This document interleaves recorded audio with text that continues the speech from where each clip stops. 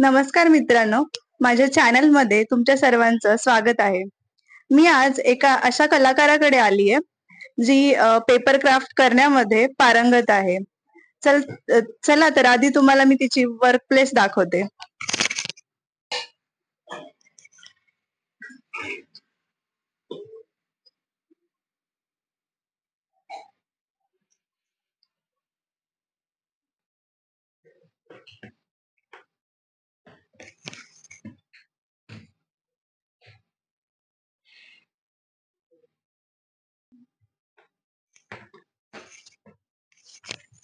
तर ही आहे सुजाता. तर हे काय करून दाखवतेस? त्याला पेपर काटिंग असं म्हणतात. जर जापनीज टेक्निक्समध्ये जर आपण बोलायला गेलो तर किरिये म्हणून एक टर्म असतो. किरिये म्हणजे बेसिकली जस्ट कट. तर जर तू कट करत असेल पेपरमध्ये त्याच्यात मी नाईफनी करते. ही सर्जिकल नाईफ करते. एक्झॅक्ट नाईफ्स असतात. कात्री असते छोटीशी, त्यांनी पण करतो. म्हणजे त्याचे छोटे छोटे टूल्स पण असतात का वेगळे काही? हां, डिपेंड करतं कोण आर्टिस्ट आहे काय. मला लहान कात्री सुट्टी कम्फर्टेबल आहे. मी कधी केलं नाही, बट किरियर आर्टिस्ट मला केलं. नुसतं कात्रीची खूप cutting 2020 I would say paper cut करणार ही बिकम्स आणि मग इव्हेंच्युअली डाऊन द लाईन त्याच्यामुळे जर तुम्ही तुला जर ती फोल्ड आणि कट यूज करते. आणि पेपर वगैरे कसे कुठून वापरतात, म्हणजे मिळतात ते, आणि त्याच्यामध्ये ते अजून यूज करू शकतो. अजून बरेच पेपर जर पेपर होल्डर आणि ऑरिजिन्स पेपर आपल्याला खूप जास्त पण पहिल्यांदा सगळ्या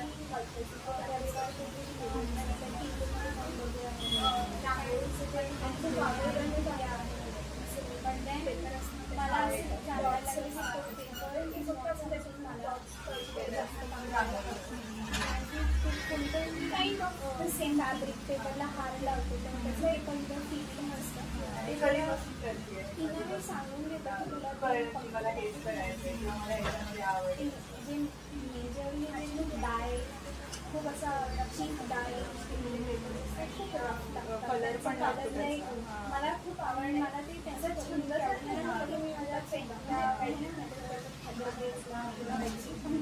खूप पर्सनलाइज आणि तितकंच असतं मला तो पेपर सस्टेनेबल खूप आवडून तुम्ही मला मस्त आणि कसं करायचं म्हणजे मी कुठे गेली मला कलेक्शनच असेल काही नाही. खूप म्हणजे कसं वेगळं आहे आणि आत्ता इथं खाली ड्रॉवर आहे त्याच्यामध्ये मी खूप असं हा रंग तो रंग असं करत सगळे सॉर्ट करते. म्हणून मला खूप ॲक्च्युली वेगवेगळ्या प्रकारचे papers collect after Pune handmade papers मनासाठी. कारण की मला ह्याला पण माहिती की आर्टिस्ट पेपर कॉटनचे बनतात म्हणजे सगळे पण आणि पेपर प्लस कापड पण येतो त्याच्यामध्ये. नाही, त्यांचा जो हँडमेडचा जो बेसिक मटेरियल असतो ते कॉटन असतं.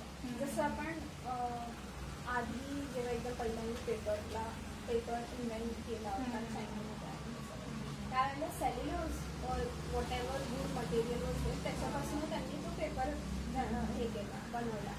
सो जितकं नॅचरल मटेरियल तितका त्या पेपरचं फिलिंग चांगलं येतं असं मला तरी नेहमी वाटतं. In terms of touch, in terms of smell ते पेपर सगळ्यात असे एकदम supreme quality. Even in terms of त्यांचं मॅन्युफॅक्चरिंग आय फील त्यांना जितका टाईम दिला जातो ना मॅन्युफॅक्चर व्हायला आणि ज्या प्रकारची प्रोसेस असते आय फील की ते खूप बेस्ट क्वालिटीमध्ये येतात. डायरेक्ट मॅन्युफॅक्चरिंग करून जर आपण परचेस केलं तर जास्त म्हणजे आपल्याला वेगवेगळ्या व्हरायटी पण आणि कॉस्ट पण. दॅट्स ते कॉस्ट कसं नाही म्हणणार इन जनरल पेपर पण कॉस्ट हा म्हणजे ते दॅट इज लाईक काय म्हणतात ऑक्युपेशनल थिंग. म्हणजे जसं पेंटरसाठी पेन्स पेन्स महाग असतात आणि इन जनरल पेन्स महाग असतात. तसंच पेपर आर्टिस्टसाठी paper is something that is like their theme. जरी महाग असू ते काही we still want to have it. So ते होतं. मग बोरा बाजार मुंबईमध्ये ठिकाणी म्हणजे मी ॲक्च्युली क्रॉफर्डमध्ये गेले होते आणि आय रिअलाइज की मला जे पाहिजे ते तिथं नव्हतं आणि जे लोकांना वाटत होतं की मला तिथं भेटेल ते बिलकुल पण नव्हतं. सो मी असंच गुगल करत होते की कुठे जाऊ म्हणा आणि बोरा बाजार असे काहीच शॉप्स आहेत म्हणजे एक लेन आणि काहीच शॉप्स आहेत. बट मी इतकी खुश झालं होतं ते पाहून कारण की ते लोक एकतर युजली पेपर हा शीटवरती घेतला जातो. शीट एक शीट 2 शीट त्यानुसार त्यांचा युनिट प्राईस असतो. पण तिथे मीटरवर पण देत होते. माझा असा आनंदाचा मावेना असा झाला होता म्हणजे मीटरवर देतात तर काय मला जास्त. मी प्रॅक्टिस म्हणून करते पण सगळे ठेवत नाही कारण ऑब्व्हियसली ते पेपर आहे आणि bye the end of it ते खराब होतं. पण ज्या ज्या गोष्टी मला आवडतात मी युजली ते एकदम ठेवते. मला मॉड्युलर ऑरिगामी इज समथिंग जे मी खूप जास्त एन्जॉय करते. सो तू हे पाहू शकते. ह्यांना बेसिकली कुसुदामाज असं म्हणतात. कुसुदामा म्हणजे एक प्रकारचा हर्बल बॉल असतो. जसं आपण इन्सेन्स extremely beautiful and intricate work she does. म्हणजे modular origami is something she works in. Another one. पण मग हे शो साठीच असणार का? नाही, हे ऍक्च्युली माझे प्रॅक्टिस प्रोजेक्ट्स आहेत. त्यानुसार मी मागे एकदा एक लॅन्टर्न बनवला होता ज्याच्यामध्ये सेम पीस पण कलर्स वेगळे घेतले होते. मी ऑरेंज, रेड आणि पिंक एकत्र केले होते आणि असा लॅन्टर्न बनवला होता. This use. So basically these are made for lanterns or something that you want to put out as an installation. Basically खूप चांगले दिसतात, सुंदर दिसतात. स्पेशली जर तू व्हाईट्स मध्ये काम करते ना. मला पर्सनली व्हाईट मध्ये काम करायला खूप जास्त आवडतं कारण की त्याच्यामध्ये एकदा तू वॉर्म लाईट टाकला की ते व्हाईट ज्या प्रकारे खुलून येत की एक करणार आहे. लेट्स से मला 60 युनिट्स बनवायचं. 60 युनिट्सचा बनवून माझा मे बी एवढा मोठा बॉल होतोय. पीस ऑब्व्हियसली साईज मॅटर करतो पण 60 युनिट्सचा समज मी एवढा बनवलाय. बाय द टाइम तू 60th युनिट फोल्ड करते तुझ्या मसलला ऑलरेडी त्याची सवय झालेली की तू काय करते. आणि दुसरी गोष्ट you kind of flow into a very meditative space कारण की तू एकच प्रोसेस सारखी रिपीट करते. So that's one reason why वळण लागतं, पेशन्स लागतं. आणि ओरिगामी मध्ये युजली शिकवताना सुद्धा आणि मी ज्या प्रकारे शिकले त्यानुसार सुद्धा I always consider 3 P's always. Patience, perseverance and a lot of practice. You cannot go ahead without leaving either of them. You have to do it. आणि मग एक्सपेरिमेंटेशन्स मध्ये वेगळ्या वेगळ्या गोष्टी अजून येतात and all that stuff. मग bags, it's quite functional and then you can go inside like a lot of things you can make out of origami आणि मुख्य म्हणजे त्याचे जितके ऍप्लिकेशन्स आहेत all through out the world it is astonishing literally. म्हणजे not just जर तू पेपरचं म्हणते इट इज पेरिशेबल सिरियसली कारण की एका पॉइंट नंतर जर मी याला नीट नाही ठेवलं हे तुटणार आहे. जसं आता हा कप आहे, हा मला माहिती हा कप होता पण सध्या त्याची स्थिती नाही की तो कप म्हणून दिसेल. So I will eventually throw it out or use the same paper for something else. पण डिपेंड करतं तुम्ही कसं स्टोअर करताय. दुसरी गोष्ट तुम्ही कोणता पेपर यूज केलेला आहे. That's all, really that's all. Because material change केला समज लेट्स से मी पेपरच्या ऐवजी फॅब्रिक घेतलं आणि ऑब्व्हियसली फॅब्रिक मध्ये आपले जे क्रीजेस असतात, फोल्ड जे असतात ते तितके क्रिस्प नाही दिसत, तितके एकदम शार्प नाही दिसून येणार. But fabric is more sustainable than paper in general. So त्यामुळे एक्झॅक्टली. आणि मग तू जर काही मोठं पण करत असशील, तुला ते काढून धुवून पण ठेवून देता येईल. So that's not a problem at all. And then there is something called as tessellations as well. म्हणजे तू बेसिकली एकच पॅटर्न, आय डोंट नो हे किती विजिबल आहे सध्या याच्यात, बट एकच पॅटर्न तू पूर्ण पेपरमध्ये रिपीट करणार आहे basically. Taking the same idea and the same fold.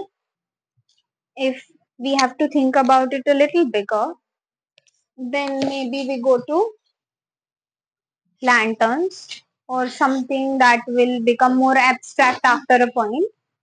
So हा माझा one of the favorite lanterns आहे, at म्हणजे मला हा डिझाईन करायला नाही, असं करायला खूप वेळ लागला. It was my first time as well, but I mean that's how it opens, and then you just like keep opening it, it becomes a big thing. So तर त्याच्यामध्ये होतात. देन आय थिंक तू ते वाले furnitures पाहिले असतील जे असे hydraulic किंवा काय जे म्हणतात त्याला, but majorly I think they are foldable ones, तर त्याच्यामध्ये यूज होतो. Then surgical instruments, when you want to keep the, म्हणजे जो तुमचा पिअर्सिंग पार्ट आहे आतमध्ये जाण्याचा, तो छोटा ठेवून पण नंतर जाऊन you want to open up and see things. Again origami into the whole thing. Fashion has a lot of origami. Too much of it, okay? Like too much of it. म्हणजे आपल्याला फक्त काही जे usable आहे तेवढंच माहिती असतं. हा, आपल्याला इन जनरल सुद्धा आपल्याला शाळेमध्ये आर्ट अँड क्राफ्टचा पिरियड आल्यावरती सगळेजण आले, हा आपण बोट बनवणार आहे, हा आपण ते 4 ते असं टिपीट असं असं काहीतरी असं ना, ते असं आपण हे करतो. आपण आई मला त्याचं नाव कधी लक्षात नाही राहत. ते त्याच्यावर त्याचे कलर्स आणि नंबर्स आणि काय काय लिहितो. पेपर्स येतात ते. हा, ग्लेस पेपर्स. तेवढेच वापरायला पाहिजे. So I mean, as art also in school in general is not very much pushed. So लोकांना जितकं माहितीये तितकंच माहितीये, आणि एक इन अ वे त्याच्याबद्दल त्याच्या around art and it being a career there is a lot of chaos. कारण की एकतर अननोन फील्ड आहे, मग लोक ऑलरेडी अजम्पशन्स घेऊन बसतात की हे असंच होतं, कारण की त्यांनी पाहिलेलंच नसतं किंवा त्यांनी कोणाचे दुसऱ्याचे फेलियर जास्त ऐकले rather than success. So I think जितकं बिझनेसमॅन कोणत्या तरी त्यांच्या बिझनेसमध्ये वर खाली त्यांचा बिझनेस चालतो ना, it is the same. If you have the, काय म्हणतो, courage to become a businessman, you can easily have the courage to actually become a artist as well. जसे जापानमध्ये ओरिगामी म्हणतो, तसं चायनीज पीपल, बिकॉज त्यांच्याकडे paper basically त्यांनी invent केलाय, so I am very sure की त्यांच्याकडे पण एक वे ऑफ फोल्डिंग आहे आणि ते एक्झिस्टिंग आहे, but it is not that good documented I would say. त्यामुळे मी याच्या अक्रॉस आले. ऍक्च्युली मे बी लोकांनी पाहिलं पण असेल, अशी खूप अशी छोटी छोटी मॉड्युल्स असतात आणि ते एक एकमेका खोचून खोचून अशी एक मोठी 3D ऑरिगामीज बनतात किंवा स्ट्रक्चर्स बनतात. स्वॅन म्हणा किंवा हे म्हणा किंवा ते म्हणा, ते basically Chinese art of folding आहे. त्याच्यामधला एक part is this is basically called as झेन्झाओ बाओ. हा मी प्रोडक्ट बनवला होता त्याच्यामधनं, बट मे बी युल खूप जास्त, कारण की शिवणकाम वगैरे, सुई धागा कुठे ठेवणार, कसं ठेवणार ना, म्हणून ते असं सगळं फोल्ड करून त्याच्यामध्ये सुया, मग छोटे छोटे धागे, बटन, हे ते सगळं आपण असं एकदम नीट राहायचं. तर त्याची ही पद्धत म्हणजे एक प्रकार होता. याच्यामधला जो वरचा जो पॅटर्न दिसतो असा फुलासारखा, तो चेंज पण होऊ शकतो. तिथं काय काय लोक प्लेन ठेवतात, काय काय लोक हार्ट्स वगैरे बनवतात. That depends however you want it. But these are my practice. हे बेसिकली मी हे आउट ऑफ बटर पेपर केलं होतं, कारण मला इन जनरल थोडे नाजूक पेपर आवडतात की ते कसे फोल्ड होतात, त्यांचे फोल्ड खूप शार्प दिसतात. अर्थात ते तेवढेच जास्त नाजूक होऊन जातात की तू त्यांना जास्त मॅन हँडल नाही करू शकत. हा, मॅन हँडल पण नाही करू शकत. But I like it, I do it for my own practice. But this is the whole thing. म्हणजे जर मी हे जितकं लहान केलं, हे जर मी इथं ठेवलं तर same amount of square. So yeah, there are many types of folds which might be जे मला माहिती नाहीये.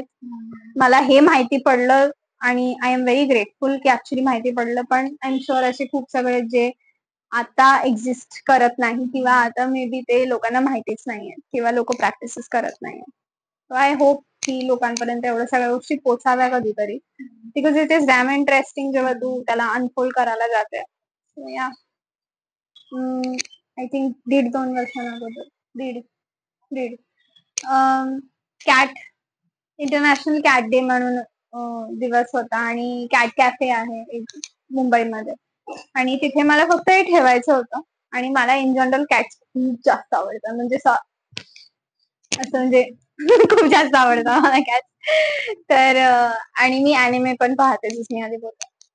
आणि मी खूप वर्षांपासून अॅनिमे पाहते आणि नवे एक स्टुडिओ आहे त्याच्यामध्ये, स्टुडिओ जिबली म्हणून. त्यांचं काम मला खूप जास्त is thought provoking for me. तर त्यांचे काही कॅरेक्टर्स आहेत आणि त्यांच्या प्रत्येक फिल्म मध्ये एक तरी कॅट असते जिला तू विसरू नाही शकत. Like it's like a thing. You will never forget the cat in those films. Okay, so मी त्यांच्यामधले असे 5 कॅरेक्टर घेतले होते. ऍक्च्युली 6 आहेत ते, पण 5 फ्रेम्स मध्ये. तर मी ते डिस्प्लेला ठेवले होते for that exhibition. So this one is called as Muta. So you see this guy. Wow, interesting. So usually असे circular frames is very difficult to find.